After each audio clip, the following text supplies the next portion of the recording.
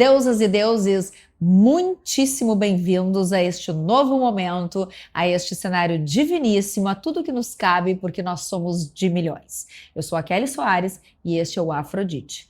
Vocês estarão neste dia com aquele que todos elogiam, né? Que além de gato, inteligente, entre outras coisas, é um super amigo, meu parceiro Flávio Paiva, que vai dizer o assunto, porque conosco é uma química, tipo assim, ele traz e eu entro no jogo. É sobre isso, mas antes a gente sempre faz um brinde, porque a gente não é palhaço.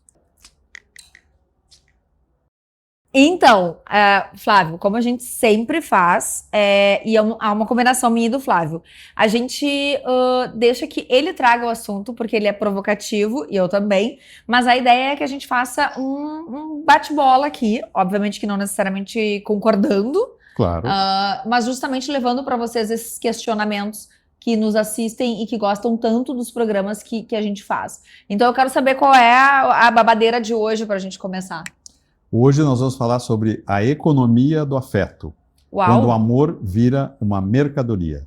Gente, eu tô falando, ele é provocativo. Mas de onde é que veio isso? Na realidade, Kelly, veio do seguinte, as relações hoje, elas estão muito pautadas numa lógica meio mercantil, né? Então a gente diz assim, estou investindo no relacionamento, ou estou investindo naquela pessoa, não está me dando retorno, que são todas palavras e termos do mercado financeiro. E se a gente transforma numa transação o relacionamento, ele acaba, porque não tem como, né? Uma transação, ela tem um objeto definido, conformado, ao passo que um relacionamento, ele tem nuances, tem todo esse tipo de coisa. Então, na verdade, daí, essa que é uma coisa que, se a gente for observar, está acontecendo, né? Dos acontecendo. Mas da gente parametrizar muito por uma lógica financeira. Não é que vá se investir em relacionamento que não vá dar retorno, não é isso. Claro que não. Mas é que se exagerou na dose, como sempre se faz atualmente no mundo, né? Então, aí que eu fiquei pensando. Eu brinco e meu marido fica puto, mas foda-se, né? Tá casado comigo, se não quiser também, já pede divórcio, é sobre isso. Mas o que acontece? Eu brinco com as pessoas assim, não, eu investi na ação em baixa. Sim, né? sim. Aí eu dei aquela arrumada toda e tal. Agora tá valendo, agora é que eu tenho que aproveitar. Tá bem, não, mas aí é diferente. Tá. Porque tu tá tratando de uma perspectiva, até numa certa forma, brincando, falando sério, mas brincando. Claro Só que tu não leva isso ao pé da letra. Quando as coisas começam a ser levadas ao pé da letra realmente, ou seja, medir exatamente, porque tu não sabe o quanto tu investiu. Não tem uma medição disso. Claro. Tu sabe que tu fez um investimento, que é natural. Relacionamentos demandam investimento. A gente precisa investir, precisa ceder, precisa, enfim. E o afeto não se cobra, né? Então logo não tem essa como é que se fala essa medida de fato, essa moeda. Exatamente. Então o problema não é, e eu não estou fazendo uma ode a gente, vamos pegar pessoas então nas quais não haja nenhum investimento, não é nada disso.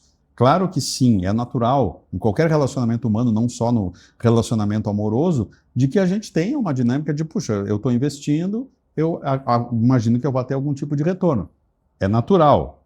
O que é a exacerbação, o exagero disso, é que ele engessa totalmente a lógica do amor, né? Vou te dar um exemplo. Se a gente começa a pegar assim, olhar o relacionamento como uma transação, né? O que acontece hoje? As pessoas investem em relacionamento ou em conhecer pessoas e tal. E tá meio como plano de streaming, entendeu? Pode ser interrompido a qualquer hora. E não tem aí sim não tem um investimento, não existe assim uma tolerância, não existe, se igualou nesse sentido as duas coisas que são absolutamente inigualáveis. Não, é porque eu fiquei pensando que a mulherada fala muito assim, ó. Não que eu não tenha pensado nisso em algum momento, mas um exemplo, né? Tu vais conhecer uma mulher, vai marcar um encontro com ela, ou se eu fosse uma mulher solteira e tal. A mulher faz um investimento. Claro. E tu que és um homem vaidoso e entendes disso, e aprecias isso, a mulher, ela começa assim, e eu acho que veja se eu estou indo ao encontro do que tu estás trazendo. Sim. A mulher fala, porque eu tenho um custo de depilação, de unhas, de não sei o quê, como se ela não fizesse isso pra ela mesma, né? Ela só fez pra sair com o cara. Aí, tipo assim, e o cara nem pra abrir a carteira pra pagar o jantar ou dividir algo do tipo, assim, eu tô investindo, mas ele não. Gente, mas só um pouquinho, investimento em autocuidado, recado pras mulheres, autocuidado, já diz a palavra, né? Então, vamos se cuidar e não vamos cobrar isso na conta do outro, tá?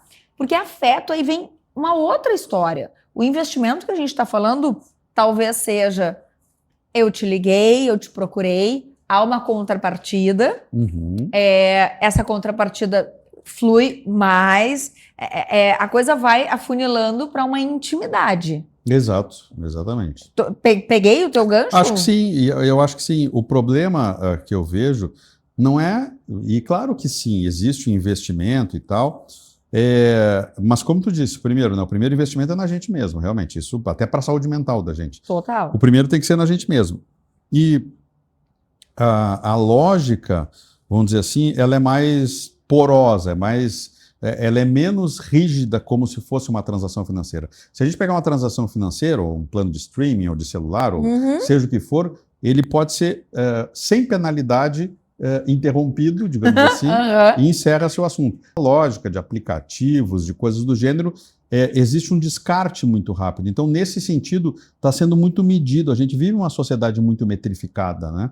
Então, está sendo muito medido o investimento que está sendo feito, mas está sendo feita uma conta. E essa conta é impraticável, entendeu? Ela não existe essa... Porque numa relação, e aí eu acho que assim, num caminho, pensando assim, chegamos a uma relação, nunca vai existir, eu dei tanto de afeto, de amor, tu deu tanto. Em alguns momentos tu vai dar mais. Vai dar mais, em outros tu vai dar menos. Isso é natural. E aí que tá o legal do negócio. Exatamente. Porque tipo assim, hoje ela não tá bem, né? Hoje ela precisa dormir, um exemplo. Hoje ele tá estressado. Hoje ele tá... Então, assim, eu acho que esse empréstimo, agora usando a mesma linguagem financeira, emocional não está sendo feito. E isso é investimento. Isso sim é investimento. Aí caberia o investimento. Eu acho que as pessoas não estão investindo, mas aí não estão investindo no bom sentido, não nesse sentido metrificado, entendeu?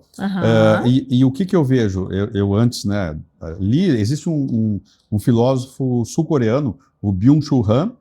Ele fala, existe um livro dele chamado A Agonia do Eros, tá? E o que é a agonia do Eros? Vou falar muito resumidamente, né? É um livro muito bom, até recomendo. Ele fala fundamentalmente de que, como a gente vive exatamente numa sociedade de performance, a sociedade de performance, começando por performance profissional mesmo, tá? Não estamos nem entrando em outras performances. A sociedade da performance, ela pressupõe um olhar para ti mesmo. O problema é que tu começa a olhar demais para ti mesmo e só para ti mesmo, e tu quer te aperfeiçoar, o que não é nenhum problema, muito pelo contrário. Claro, mas imagina. É que o tema passa a ser só tu mesmo, entendeu? E se não tem, se tu não enxerga tuas necessidades. as tuas necessidades, e tu como centro, unicamente, umbigo mesmo, assim, foco no umbigo. E se tu não tem a alteridade, ou seja, se tu não tem, tu só vai te conectar com prováveis iguais a ti. E isso empobrece tanto o relacionamento quanto a própria existência humana num grau muito absurdo. E eu não estou falando, não acredito aquela história, os opostos se atraem. Não. Para sustentar relacionamento, não, entendeu? Cara, tu falou um negócio agora que eu passei anos falando e sendo, assim, ó, quase que linchada na faculdade, tá? Eu dizia, olha só, os opostos se atraem para um sexo selvagem maravilhoso de uma noite.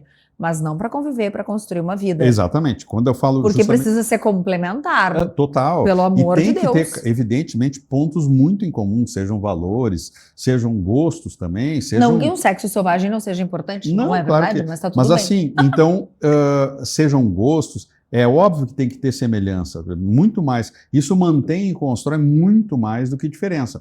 Agora, o que não dá é para iguais, entendeu? Aí também chega a ser entediante. Chega a ser entediante. Então, nem opostos e nem iguais. Eu acho que os complementares que eu falo sempre sobre isso. Porque são pessoas que vão, sim, em algum momento precisar das conversas difíceis, Exato. mas que isso é super maduro e necessário, porque afinal de contas, se a gente pegar, eu lembro muito da minha avó, quando a minha avó, assim, minha avó materna, né, e meu avô materno também, eles já dormiam em quartos separados, quando Sim. eu lembro, assim, da minha infância. E a minha avó chamava ele de uma forma muito grosseira, sabe? O nome dele era Assap. E ela gritava, Assap, né? Aquela alemã, assim. E aí um dia eu perguntei, vô, poxa, a avó te trata mal, né? E ele me olhou e falou, mas eu amo essa velha. Sim. Ou seja, ali ele, um empreiteiro, ela cuidava da grana, no sentido de pagamento dos Sim. funcionários e também da gestão ali, comida, nananá, e ele era o cara que pensava os negócios. Aí eu fico pensando que isso a gente traz nos nossos genes também. Sim. E é uma coisa que a gente tem que prestar atenção. Porque quando a gente fala de transação numa relação, pode ser uma coisa consciente, a pessoa, eu só realmente quero investir assim. Não, tá bem. Tá tudo bem. Mas aqui a gente está fazendo uma provocação, né? Para que as pessoas se deem conta de que não vai existir o príncipe no cavalo branco, nananá, assim como nem a princesa pro cara. É que sempre se vê pelo lado feminino, e tu sabe que eu sou uma defensora de olharmos para todos os lados, inclusive pro masculino, perguntar. Porque, assim, se eu chegar para ti e disser assim, Flávio, eu acho que eu tô investindo demais na relação e tu não tá vindo. Primeiro que existem alguns sinais. Sempre. Sempre. E esse é um ponto que eu acho bem importante da gente deixar... só a gente ficar minimamente atento aos sinais que percebe. Mas aí eu te pergunto, que sinais tu achas que seriam esses? Mas antes de ele me responder, eu vou chamar um break aqui para vocês conhecerem um pouquinho do aplicativo e não perderem nenhum episódio do Afrodite, tá? Segura aí, a gente já vem. Ela sempre dança.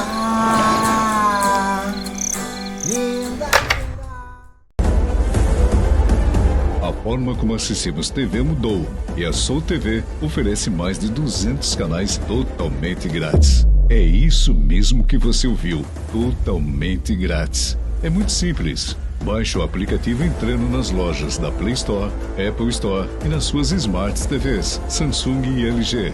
Em um clique, você baixa e assiste tudo grátis. Ou então, aponte seu celular agora para o QR Code. O que você está esperando? Baixe agora mesmo.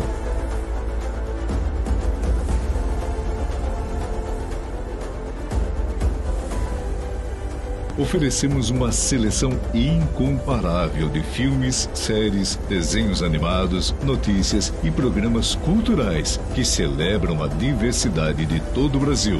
Para que pagar? Se a Soul TV é gratuita. Agora também estamos disponíveis no site www.soultv.com.br, onde você pode conhecer melhor todos os canais da plataforma e descobrir um mundo de opções gratuitas ao seu alcance. Soul TV, a revolução do entretenimento está na palma da sua mão e na maior tela da sua casa, em qualquer lugar do mundo. Ela sempre dança.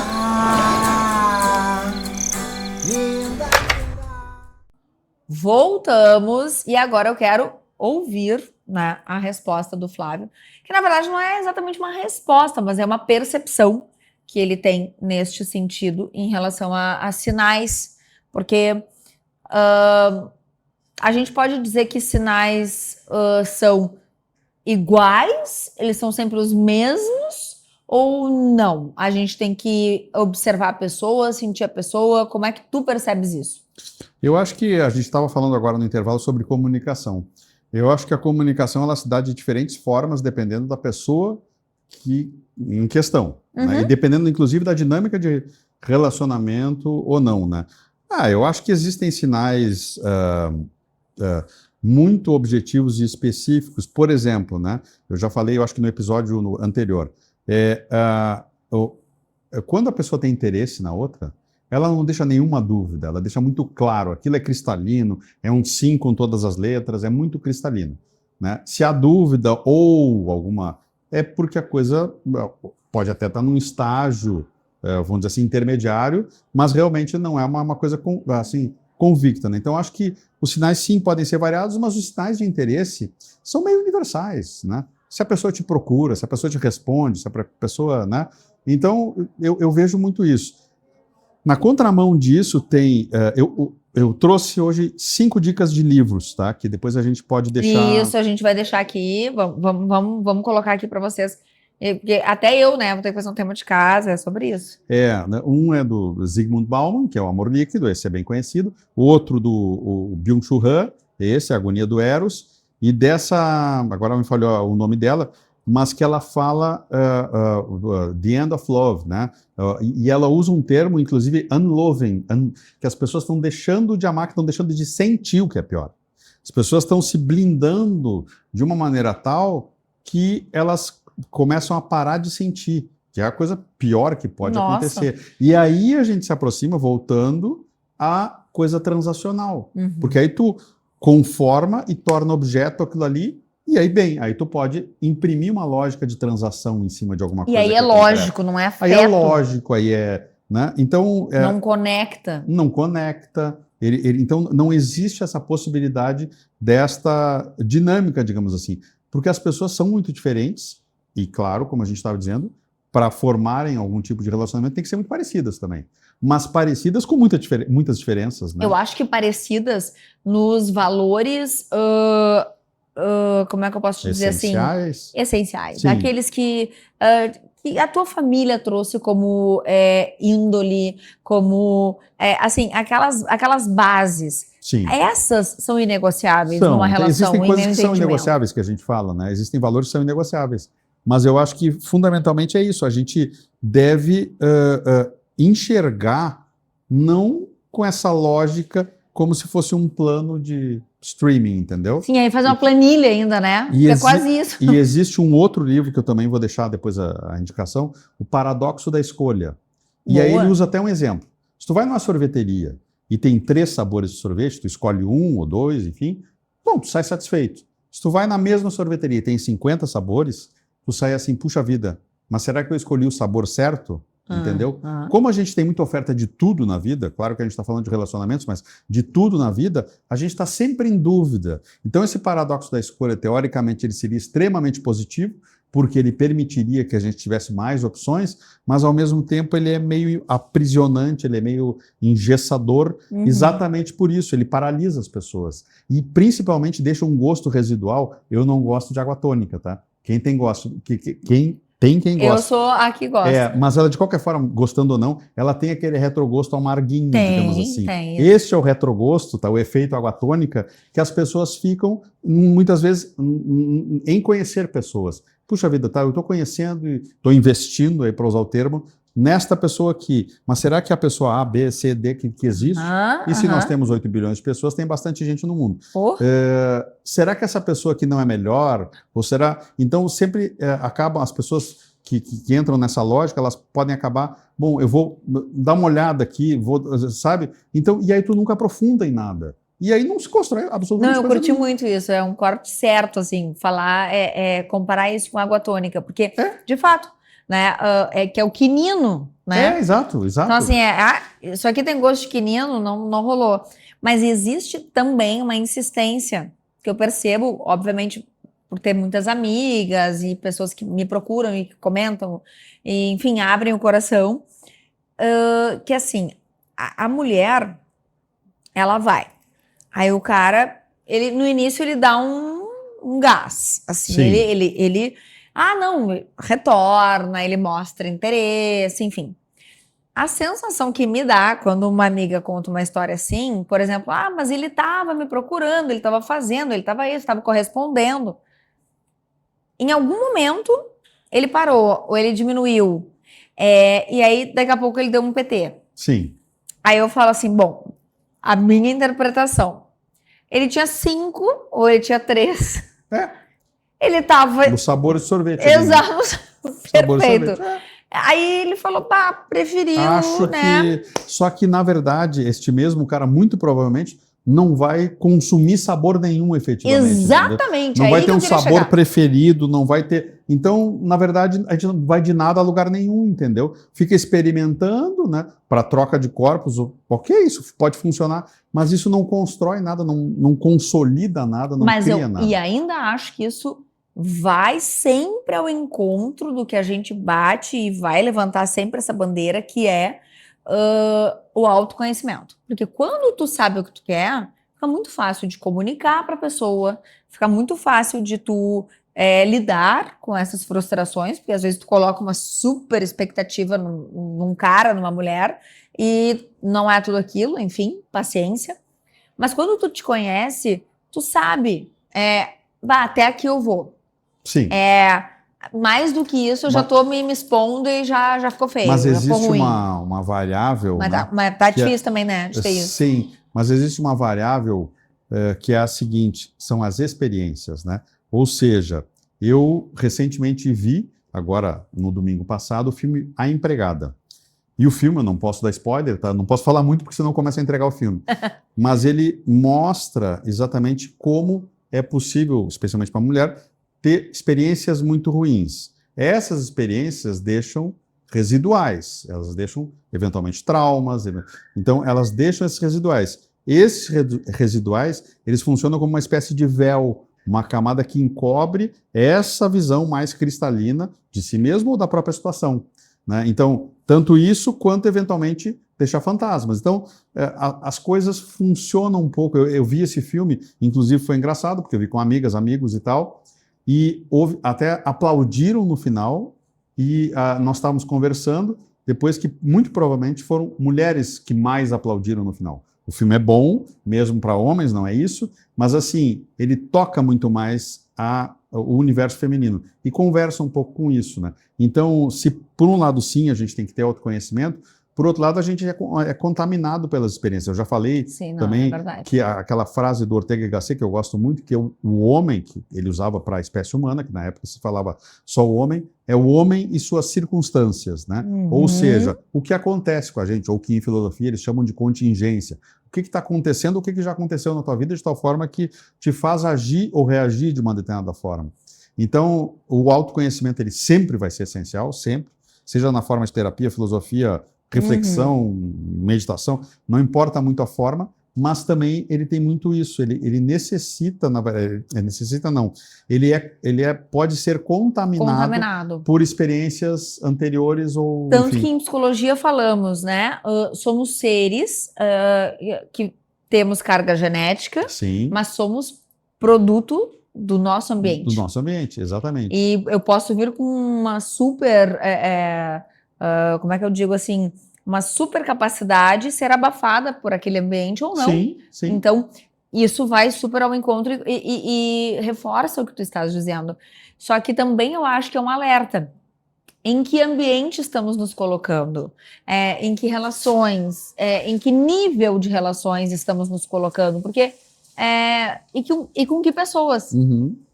Que tipo de gente eu quero? Eu sou muito, muito defensora da lei da atração, tu sabe disso. Uhum. Eu entendo que quando a gente pede direitinho, detalhadamente, a gente recebe. Mas isso a gente precisa vibrar, a gente precisa ter o sentimento de que, de fato, aquilo está acontecendo. Então, assim, não é uma receita, serve para mim. Talvez para o Flávio também sirva. Quem não se autoconhece é sempre um convite, né? Os nossos programas são sempre um convite. Mas eu acho que mais do que isso, sabe? Quando a gente traz para vocês esses questionamentos, a gente traz, assim, uma trajetória de uma mulher que por muitos anos gostou da sua própria companhia, continua gostando, mas conseguiu encontrar um caminho do meio, que estar sozinha. Essa é a construção, né? Eu acho que essa é a construção. Porque é óbvio que a gente deve gostar da própria companhia e não deve usar o outro, aí entrando num outro tema também, como, bom, é a salvação do meu conflito existencial, do meu vazio existencial. O vazio existencial, ele existe pronto, entendeu? Exato. Agora, eu acho que voltando ali ao tema do início, né?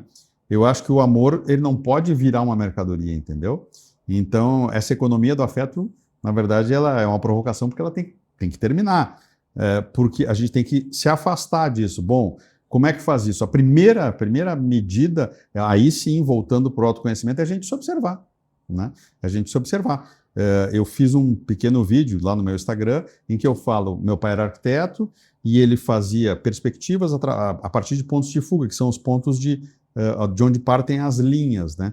E aí eu aprendi muito mais sobre a vida, do que sobre arquitetura, construção. Ele, sem querer, ele foi me dando essas lições, que é dependendo do ângulo em que tu olha, uma pessoa pode ser uma pessoa boa, uma situação pode ser favorável ou desfavorável, ela pode ser ruim ou uma oportunidade.